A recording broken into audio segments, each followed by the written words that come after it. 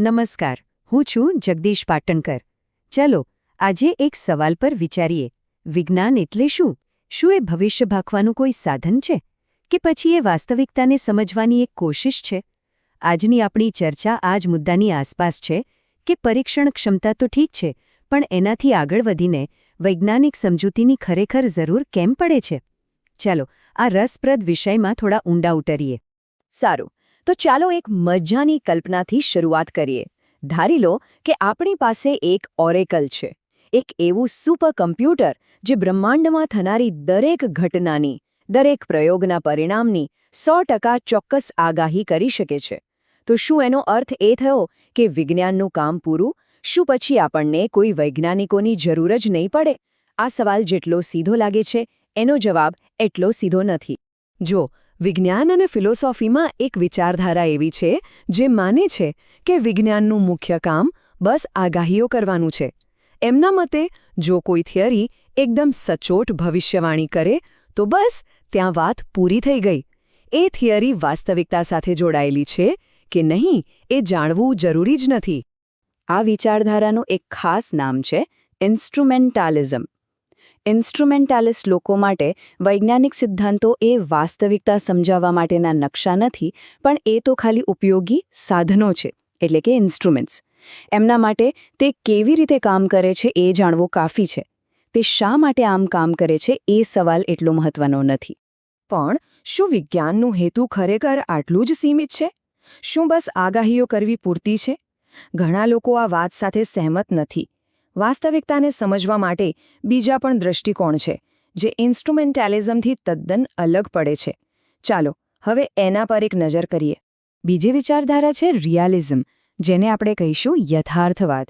હવે આ લોકો ઇન્સ્ટ્રુમેન્ટાલિસ્ટથી બિલકુલ ઉલટું માને છે. એ કહે છે કે વિજ્ઞાનનું કામ માત્ર આગાહી કરવાનું નથી, પણ વાસ્તવિકતા શું છે એ સમજવાનું અને સમજાવવાનું છે. એમના મતે બ્રહ્માંડના નિયમો આપણા વિચારવાથી સ્વતંત્ર છે અને વિજ્ઞાન એ નિયમોને શોધી કાઢવાનું કામ કરે છે.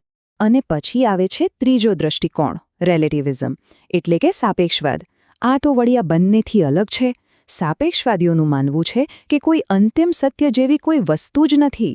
એમના હિસાબે સત્ય તો વ્યક્તિ અને સંસ્કૃતિ પ્રમાણે બદલાતું રહે છે. એટલે વિજ્ઞાન પણ કોઈ અંતિમ સત્ય નથી બતાવતું, પણ એક ચોક્કસ દૃષ્ટિકોણ જ રજૂ કરે છે. તો ચાલો પાછા આપણા મૂળ સવાલ પર આવીએ. આ ત્રણેય વિચારધારાઓને ધ્યાનમાં રાખીએ અને વિચારીએ કે જો આપણી પાસે પેલું પરફેક્ટ આગાહી કરતું મશીન હોય તો શું એનો મતલબ એ થયો કે ઇન્સ્ટ્રુમેન્ટલિસ્ટ સાચા હતા? શું સમજૂતીની ખરેખર કોઈ જરૂર જ નથી? હવે આનો જવાબ છે ને એ એક બહુ જ દમદાર દલીલમાં છુપાયેલો છે. અને એ દલીલ એ છે કે સમજૂતી વગરનો માત્ર ને માત્ર આગાહી કરતો કોઈ સિદ્ધાંત હોઈ જ ના શકે. આ એક વાક્ય આખી ચર્ચાને એક નવો જ વળાંક આપે છે. ચાલો સમજીએ કે કેવી રીતે. વાત એમ છે કે કોઈ પણ સિદ્ધાંતને ચકાસવાની જે પ્રક્રિયા છે, જેને આપણે ટેસ્ટેબિલિટી કહીએ છીએ, એ પોતે જ કોઈક સમજૂતી પર આધાર રાખે છે. કોઈ પણ પ્રયોગ શરૂ કરતા પહેલા આપણે જાણતા અજાણતા ઘણા ઊંડા સવાલોના જવાબ આપી દીધા હોય છે. જેમ કે આપણે બરાબર શું ચકાસવા માંગીએ છીએ અને એ જ વસ્તુ શા માટે ચકાસવી છે, બીજી કોઈ નહીં. આપણે આપણી કઈ ઇન્દ્રિયો પર વિશ્વાસ કરીશું, આંખો પર કે કાન પર? અને જો કોઈ સાધન વાપરવાનું છે તો કયું વાપરવું અને એ જ કેમ? આ બધાને જવાબ આપવા માટે આપણી પાસે પહેલેથી જ એક સમજણનું માળખું હોવું જરૂરી છે. આ બધા શું અને શા માટેના જવાબો ક્યાંથી આવે છે? એ આવે છે આપણા પૃષ્ઠભૂમિ જ્ઞાનમાંથી, એટલે કે બેકગ્રાઉન્ડ નોલેજ.